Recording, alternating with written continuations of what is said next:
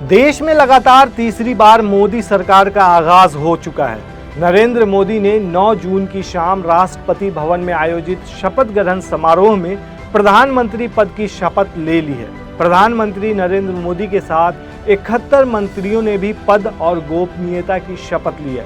लेकिन खास बात यह है कि इस नए मंत्रिमंडल में जहां कई नए चेहरे को शामिल किया गया है, वहीं कई पुराने और अहम चेहरों को मंत्रिमंडल से किनारे भी कर दिया गया है।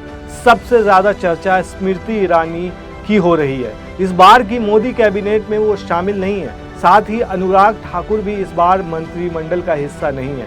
इस बार पीएम मोदी की नई कैबिनेट में नई सोशल इंजीनियरिंग है, तो साथ ही राज्यों की सियासत का ध्यान भी नए वोटर वर्ग के साथ कोर वोटर पर फोकस किया गया है। तो साइलेंट वोटर मानी जाने वाली महिलाओं को भी सरकार में प्रतिनिधित्व दिया गया है। अब देखने वाली बात यह है कि इस बार किस जाति वर्ग से कितने मंत्री बनाए गए हैं। तो चलिए एक नजर डालते हैं। चुनाव प्रचार के दौरान विपक्षी इंडिया गठबंधन की रणनीति के केंद्र में रहे अन्य पिछड़ा वर्ग यानी ओबीसी और एसईबीसी को मोदी मंत्रिमंडल में सबसे ज्यादा प्रतिनिधित्व इस बार दिया गया है। ओबीसी से 27 और अत्यंत पिछड़ा वर्ग से 2 कुल 29 मंत्री इस वर्ग से बनाए गए हैं। इस बार बीजेपी का कोर वोटर माने जाने वाले सामान्य वर्ग से 28, अनुसूचित जाति यानी एससी से 10 और अनुसूचित जनजाति वर्ग से मोदी सरकार में 5 मंत्री बनाए गए हैं। 1 मंत्री ईसाई समुदाय से भी बनाया गया है। वहीं राज्यों के लिहाज से देखें तो सीटों के लिहाज से सबसे बड़े राज्य उत्तर प्रदेश से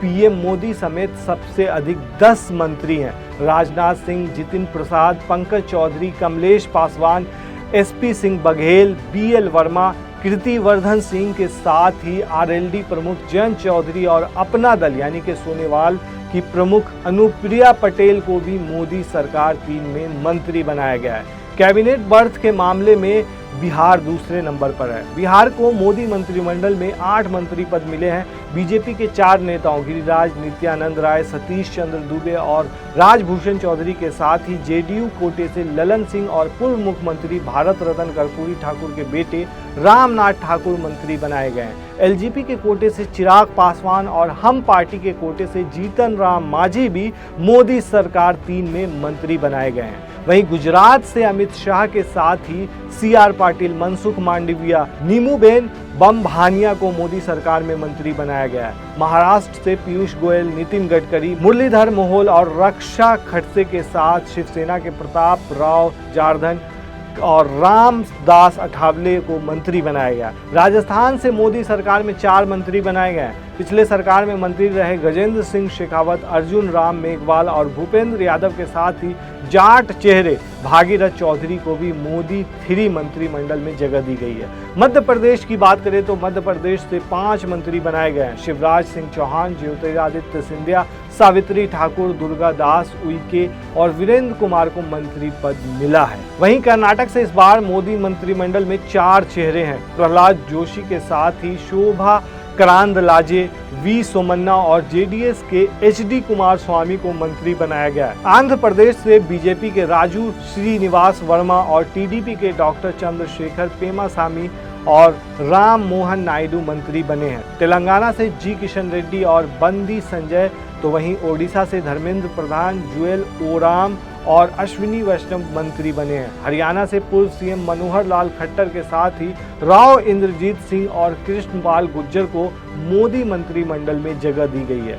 वहीं दूसरी तरफ बीजेपी के 20 दिग्गजों के नाम सामने आए हैं, जिन्हें मोदी सरकार 2 में बेहद अहम जिम्मेदारियां मिली थी, लेकिन इस बार उनका नाम लिस्ट से गायब है। उनमें से कुछ अहम नाम जो हैं वो ये हैं। साध्वी निरंजन ज्योति जो चुनाव भी हार चुके हैं, उन्हें मंत्रिमंडल में जगह नहीं मिला। उनके अलावा मीनाक्षी लेखी और general VK Singh, RK Singh, Arjun Munda, Smriti Irani, Anurag Thakur, Rajeev Chandrashekhar, Ajay Mishra Teni, Ashwini Choubey, ये सब ऐसे नाम हैं जो पिछले मंत्रिमंडल में काफ़ी अहम मंत्री पद पर थे, लेकिन इस बार इनका टिकट काट दिया गया है और इन्हें ओहदे से हटा दिया गया है और इस बार कई नए चेहरे को तरजीह दी गई है।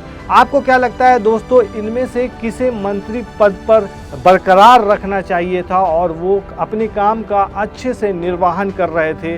हमें कमेंट में ज़रूर बताएं। शुक्रिया।